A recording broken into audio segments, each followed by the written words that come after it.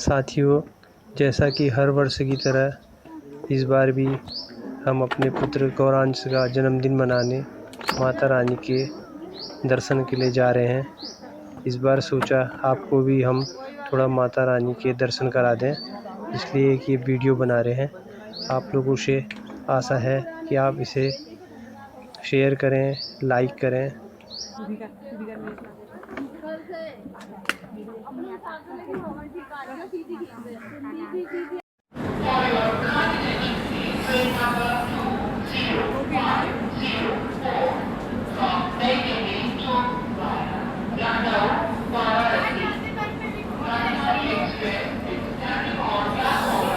बरेली से अब हम अपनी यात्रा शुरू करेंगे जम्मू के लिए, और अब हम ट्रेन में बैठ के जम्मू पहुंच गए हैं।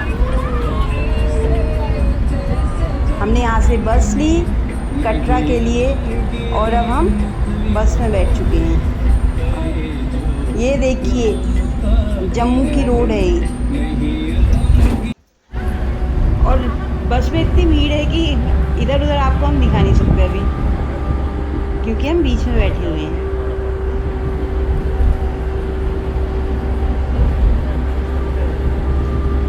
दोस्तों, और आपको पता है यहाँ 5 टनल भी आते हैं।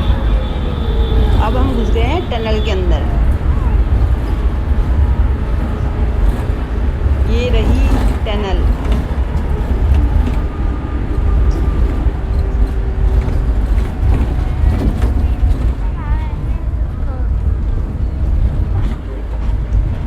और मैं आपको एक बात बता दूं, हम हैं उत्तराखंड के हल्द्वानी से। वैसे तो हल्द्वानी से डायरेक्ट ट्रेन है, हफ्ते में 2 दिन जाती है कटरा तक, लेकिन इस बार हम फंस गए थे। हमें कोई भी, सारी ट्रेनें कैंसिल थी, तो हमें वो ट्रेन भी नहीं मिल पाई जिससे हम जाने वाले थे, क्योंकि वो ट्रेन कैंसिल हो चुकी थी। और फिर उसके बाद हमने देखा लास्ट में, जब हमें कोई माता रानी की हम पे ऐसी कृपा रही कि हमें एक भी ट्रेन में टिकट नहीं मिला। लास्ट बस 2 टिकट बचे थे, वही हमने लिए और जैसे तैसे हम पहुंच गए। तो आपको मैं बता दूं, अगर आप उत्तराखंड से हैं, अगर आपको हल्द्वानी से कोई ट्रेन नहीं मिल पा रही है, तो बरेली से कोलकाता जाट एक्सप्रेस बहुत बेस्ट ट्रेन है। इसमें जाने से आपको बहुत आराम मिलेगा, बहुत सुविधा है, और यहाँ से बरेली भी कोई ख़ास दूर नहीं, नज़दीक ही है हल्द्वानी से, तो आप वहाँ से भी जा सकते हैं। इसमें इसलिए बता रही हूँ क्योंकि कई बार ऐसा होता है, हमारा मन होता है और हम समझ नहीं पाते कि हमें क्या करना है। तो ऐसी ही सिचुएशन हमारे साथ हुई थी, और अगर कभी आपके साथ ऐसी सिचुएशन आ गई तो आप उसको कैसे हैंडल करेंगे, इसीलिए मैं आपको ये सब बता रही हूँ। अच्छा, वापस हम अपनी यात्रा में शुरू होते हैं जम्मू की बस में। अब हम जम्मू की बस में अभी तो सफ़र ही कर रहे हैं, थकान भरा भी है, लेकिन बहुत मज़ा आ रहा है।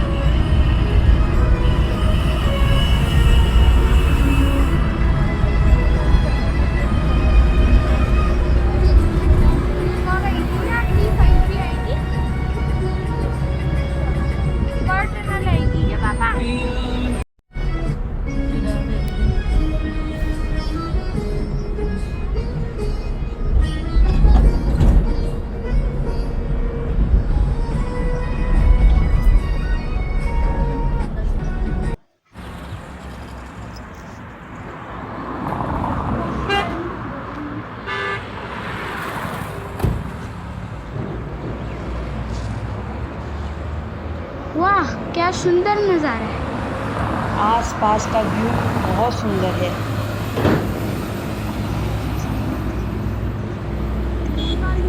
जय माता को मिल हाथ में, जय माता।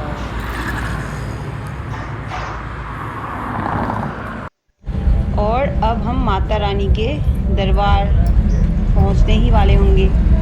लग रहा है शायद यहाँ से त्रिकुटा पर्वत की पहाड़ियाँ भी दिख रही हैं। माता रानी का दरबार।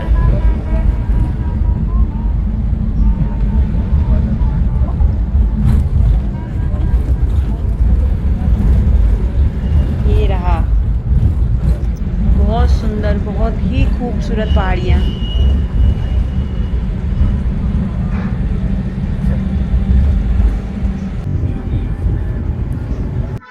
आ जाओ आगे। जय माता दी। अब हम पहुंच चुके हैं कटरा।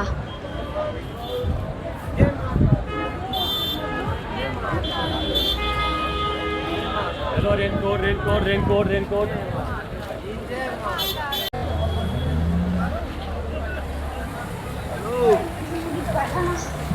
और ये है कटरा की बाजार, वैष्णो देवी धाम कटरा। जय माता दी। और यहाँ से अब हम टैक्सी का इंतज़ार कर रहे हैं, आने वाली है। और यहाँ भी हो रही है हल्की हल्की बारिश, ले रहे हैं हम भी बारिश का मज़ा और इंतज़ार कर रहे हैं टैक्सी का। जय माता दी। अब हम पहुँच चुके हैं वैष्णो माता के गेट पे।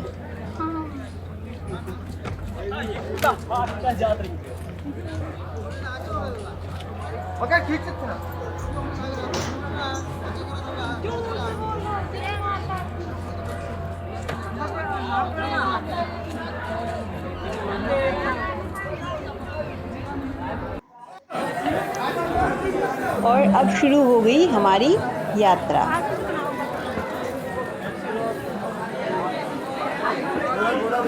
आने जाने वालों की बहुत भीड़ है। जाड़ों के दिन है, जनवरी का महीना है और बहुत ठंडी हो रही है, लेकिन चढ़ाई में चलने में तो गर्म ही होता है, ज़्यादा ठंडी लगती नहीं। ये देखिए कैसे अब हम पहुंच चुके हैं वाणगंगा, वैष्णो माता का पहला पड़ाव वाणगंगा। बहुत ही बारिश हो रही है, बहुत तेज।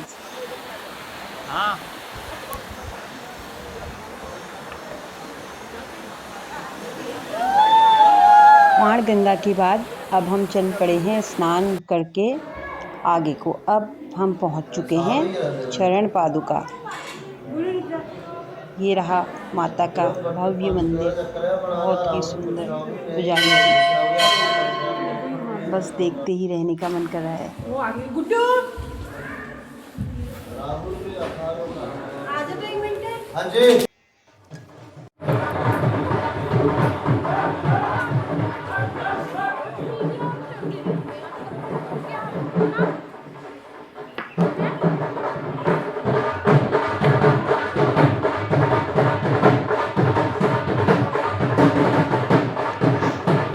देखिए आपको हर जगह ऐसे ही ढोल नगाड़ों की आवाज़ आएगी और माता से के भवन में पहुंचने की और ज़्यादा उत्सुकता बढ़ती जाती है।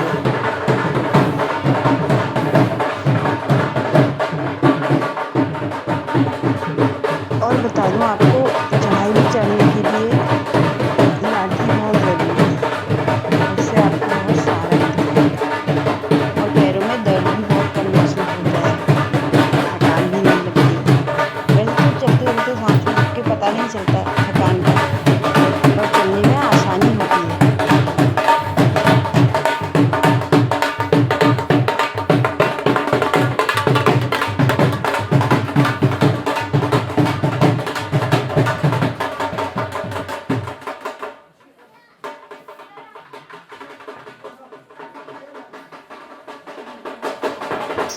अब तो लग रहा है गुड्डू भी थोड़ा बहुत थक चुका है चलने में, लाठी लेके खड़ा भी हो गया।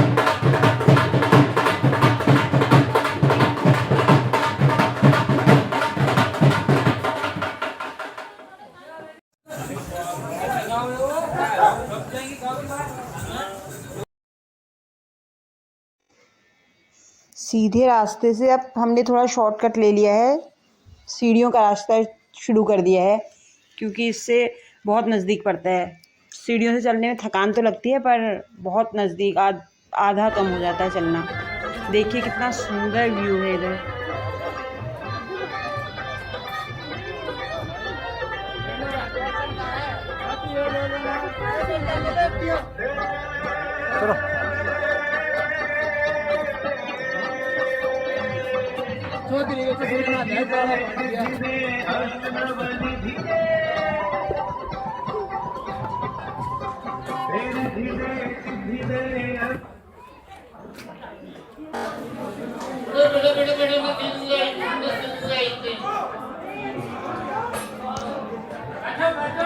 लगभग आधी चढ़ाई चढ़ने के बाद अब हम पहुंचने ही वाले हैं अर्धकुमारी।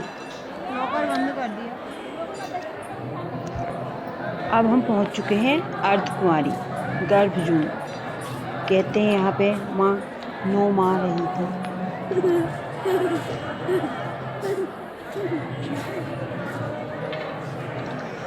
अर्धकुमारी मंदिर के बाहर एक पेड़ है बरगद का। कहते हैं हनुमान जी इसमें माता रानी की पहरेदारी में बैठते थे।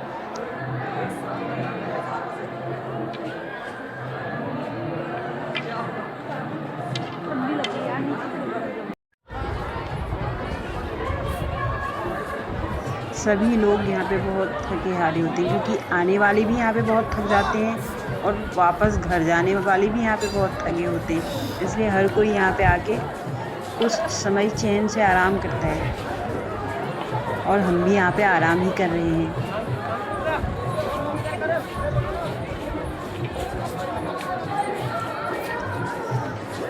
मौसम देखिए कितना बहुत अच्छा मौसम, बादल देखिए कितने सुंदर लग रहे हैं।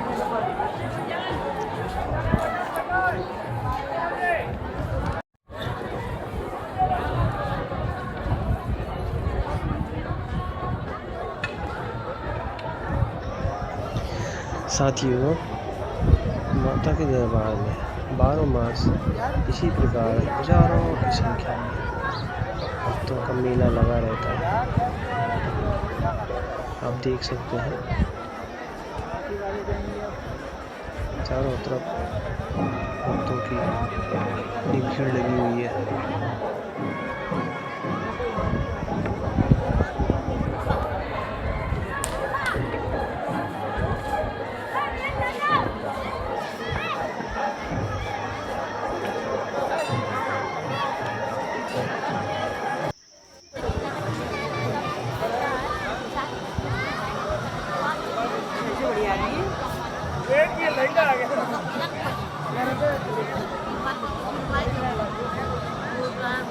साथियों, अब थोड़ा विश्राम के बाद हम माता के भवन के लिए प्रस्थान करेंगे। अभी हम आपको दिखाएंगे भवन जाने का ये जो रास्ता सामने दिखाई दे रहा है, ये सबसे आरामदायक रास्ता है। इसे कहते हैं हिमकोटी मार्ग।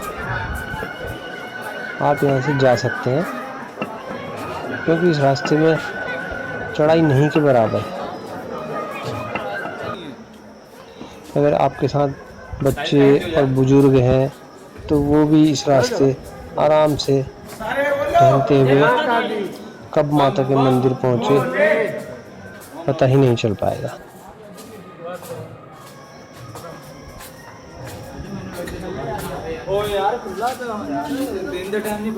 ये जो गौरांश है, इसका बर्थडे है। ये अपना हर साल जन्मदिन मनाने माता के दरबार में हम लोगों के साथ जाता है। मतलब हम लोग इसका जन्मदिन माता रानी के दरबार में ही हर साल मनाते हैं। मैं तो आप लोगों से भी कहूँगा कि आप भी पहल कीजिए अपने बच्चों को यहाँ लाने की। उनका यहाँ जन्मदिन भी बन जाएगा और माता रानी का आशीर्वाद भी मिल जाएगा।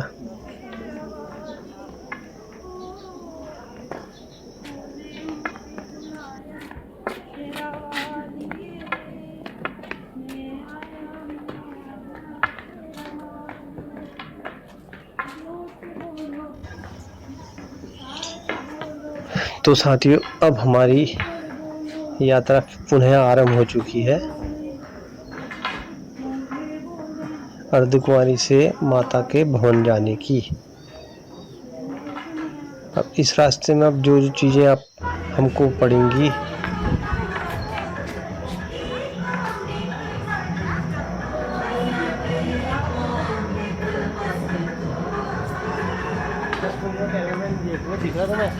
आगे हो।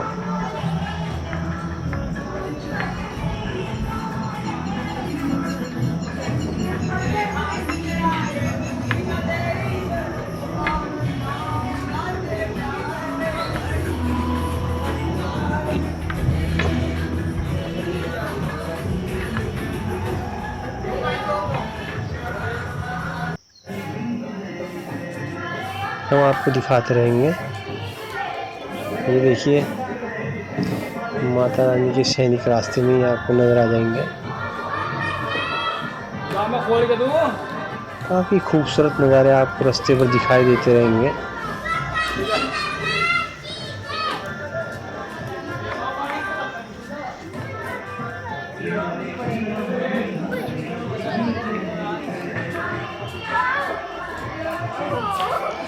साथियों अब हम हिमकोटी पहुंचने वाले हैं। रास्ते में एक ये छोटा सा पड़ाव है। यहाँ पे आप जो भी अपना खाना नाश्ता वगैरह करना चाहते हैं तो ये अपना माता वैष्णो देवी श्राइन बोर्ड का एक रेस्टोरेंट टाइप है। आप यहाँ बैठ के खा सकते हो। भी काफ़ी कम कीमत में उपलब्ध है यहाँ पे।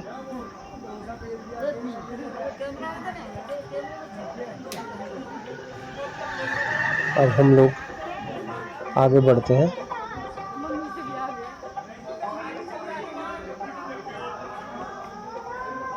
अब अगला पड़ाव सीधे माता रानी का भवन होगा। इस रास्ते से साथियों इलेक्ट्रिक गाड़ियाँ भी चलती हैं। जो लोग भी बुजुर्ग लोग हैं वो अगर नहीं चल सकते हैं तो यहाँ से अपनी इलेक्ट्रिक गाड़ियाँ ले सकते हैं। उसे यहाँ बैटरी कार बोला जाता है। लेकिन उसके लिए आपको काफ़ी टाइम पहले बुकिंग करानी होती है। आप अगर सोचेंगे कि हम वहाँ जाएं तुरंत हमें मिल जाएगी तो ये संभव नहीं हो पाएगा। सामने देखिए ये जो नीचे दिखाई दे रहा है ये कटरा शहर का नज़ारा है। ये देखिए साथियों हेलीकॉप्टर से भी आप माता रानी के भवन पहुंच सकते हैं।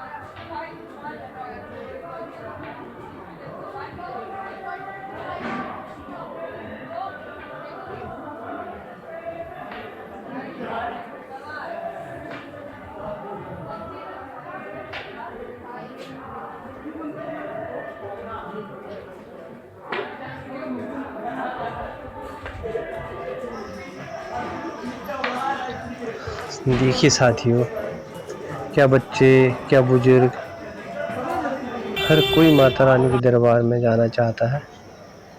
ये साथियों देखो माता रानी का दरबार अब हमें दिखाई देने लगा है। ये सामने जो दिखाई दे रहा है यही माता रानी का भवन है। इन्हीं पहाड़ियों के अंदर माता रानी की गुफा है।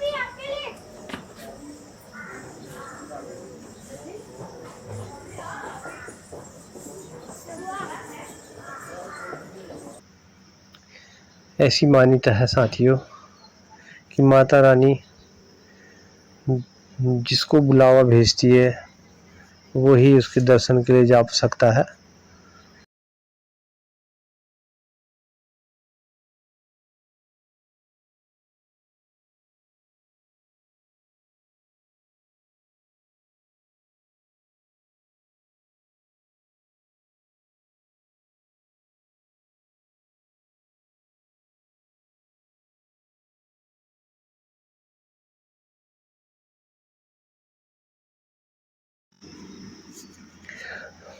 साथियों ये रोपवे है।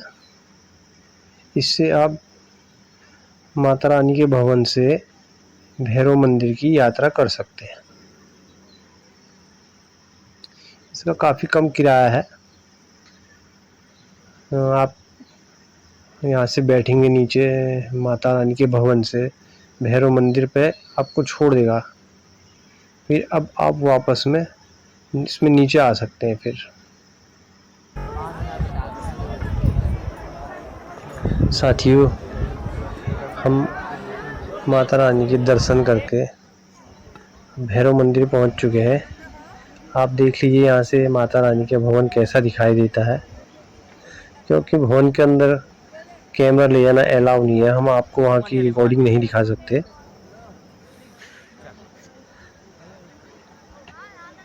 देखिए आप क्या सुंदर नज़ारा दिखाई देता है। ये तस्वीरें आपको भैरव मंदिर से दिखाई जा रही हैं। ये सामने भैरव मंदिर देख लीजिए आप, ये हमारे भैरव बाबा का मंदिर। जो भी यहाँ आए तो भैरव बाबा की विभूत लगाना बहुत ज़रूरी है साथियों। कहते हैं कि ये विभूत बड़ी चमत्कारी है, इसलिए आप लोग भी जब यहाँ आए तो विभूत लगाना न भूलें। अब हम लौट चुके हैं साथियों नीचे। भैरव बाबा का मंदिर माता के मंदिर से लगभग 2.5 से 3 किलोमीटर अगर आप पैदल जाते हैं तो पड़ता है। अगर आप रोपवे से जाते हैं तो मुश्किल से 5 या 7 मिनट में आप भैरव बाबा मंदिर पहुंच जाएंगे। लेकिन इस बार हम तो पैदल ही यात्रा की है हमने तो।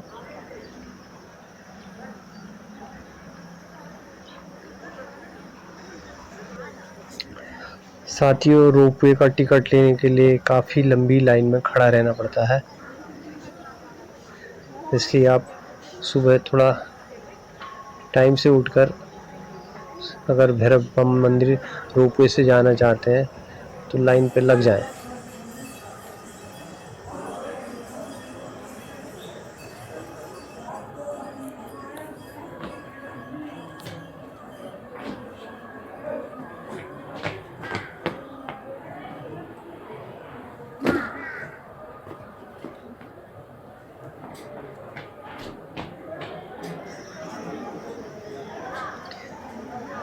साथियों, न जाने क्या बात है, एक बार यहाँ अगर आप आ चुके तो यहाँ से वापस लौटने का मन ही नहीं करता है। वो वही चीज वो क्लैरिफाई कर रहा है, ठीक है।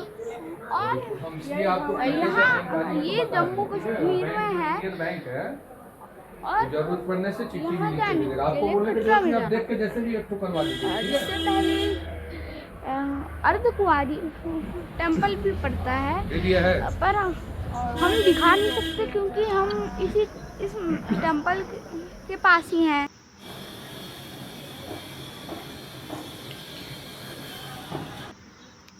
साथियों, ये दुर्गा भवन है, इसी में रात को रहने की भी व्यवस्था है।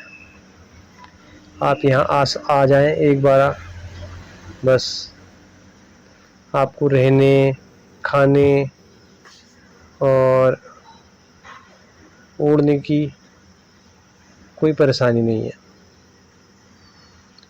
आप इस भवन में रुक सकते हैं रात में। काफ़ी लोगों के रहने की व्यवस्था है इस भवन में। 2 से 3 हज़ार लोग इस भवन में रह सकते हैं, शायद इससे भी ज़्यादा रह सकते हैं, और काफ़ी बढ़िया भवन बना हुआ है।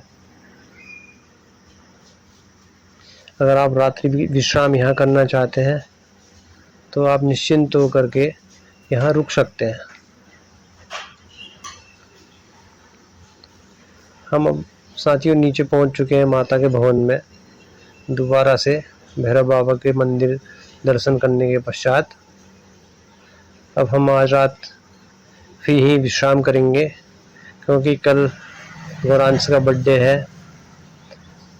तो सुबह माता की आरती में सम्मिलित होकर माता का आशीर्वाद लेंगे, और उसके बाद फिर देखो हम वापसी करेंगे।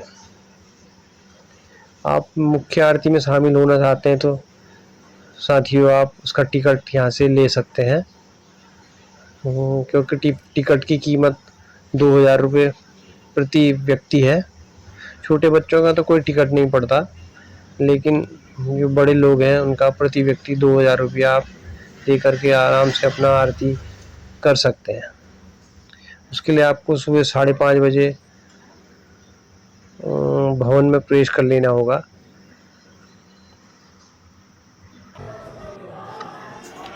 साथियों, ये जो दिखाई दे रहा है सामने, ये यहाँ का स्नान गृह है, जिसमें महिला और पुरुषों के लिए अलग अलग स्नान करने की व्यवस्था करी गई है।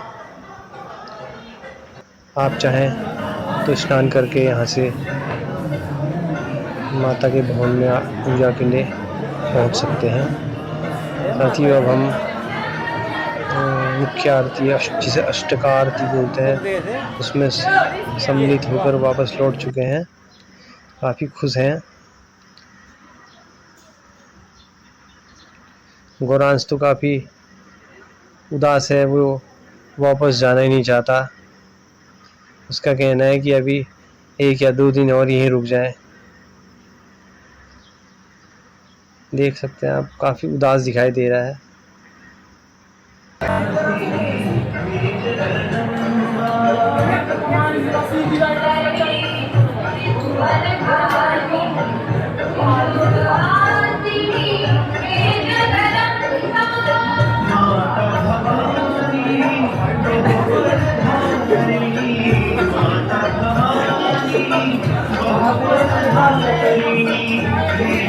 इसको बुरा लग रहा है यहाँ से जाने में, ये रो रहा है यहाँ से जाने में।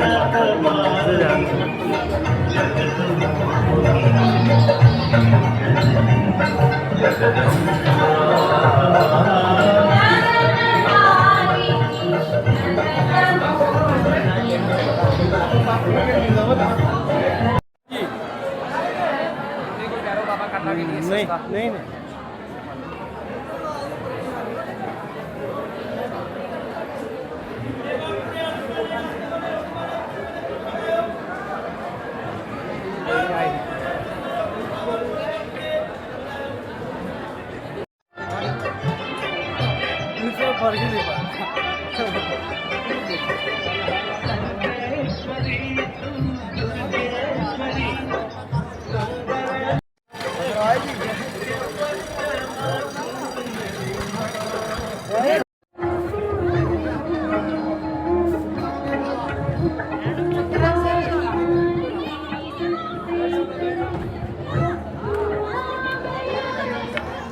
साथियों, जो आप ये पीछे देख रहे हैं, लंबी सी लाइन लगी हुई है, ये रोपवे के लिए है।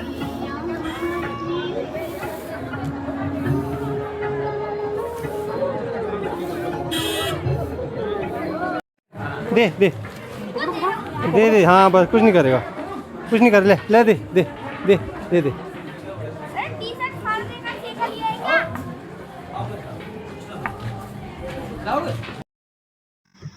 साथियों, अब हम वापस चल चुके हैं। ये रास्ते के नज़ारे देखते हुए अब हम वापस अर्धकुमारी पहुंच चुके हैं।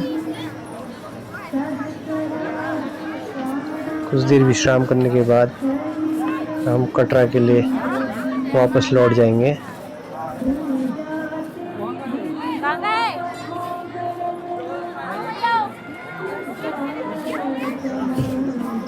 साथियों, देखिए कितनी भीड़ है श्रद्धालुओं की। हमेशा यहाँ माता रानी के दरबार में इसी प्रकार भक्तों का आना जाना रहता है। जबकि हम अभी जाड़ों के टाइम पर आए हैं, यहाँ इस टाइम पे काफ़ी कम संख्या में लोग रहते हैं। फिर भी आप देख सकते हैं हज़ारों की तादाद में लोग अब भी माता रानी के दर्शन करने के लिए पहुँचे हुए हैं।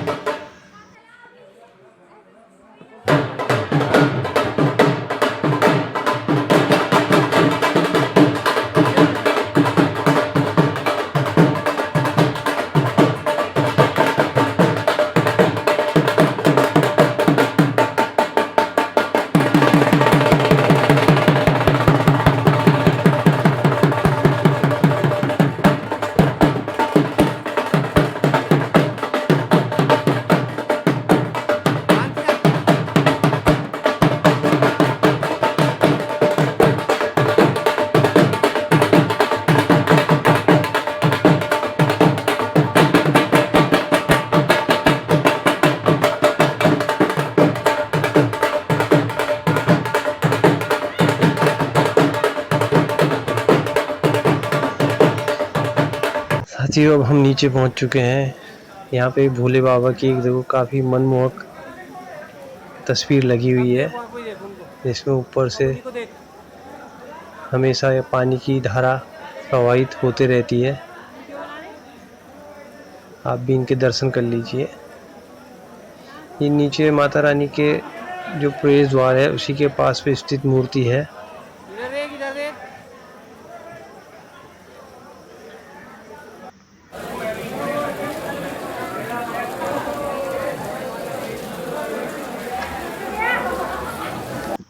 साथियों अब हम बाहर आ चुके हैं, माता रानी के गेट के बाहर आ चुके हैं।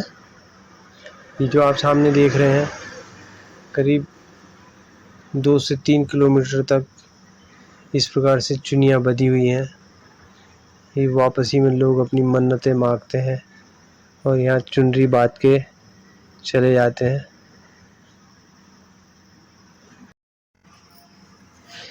साथियों इसी के साथ हम अपनी यात्रा को समाप्त करते हैं और माता रानी से प्रार्थना करते हैं कि आप सभी लोगों को अपने दरबार में आने का बुलावा दें। इसी के साथ माता रानी के जयकारे के साथ इस वीडियो को समाप्त करते हैं। प्रेम से बोलेंगे जय माता दी।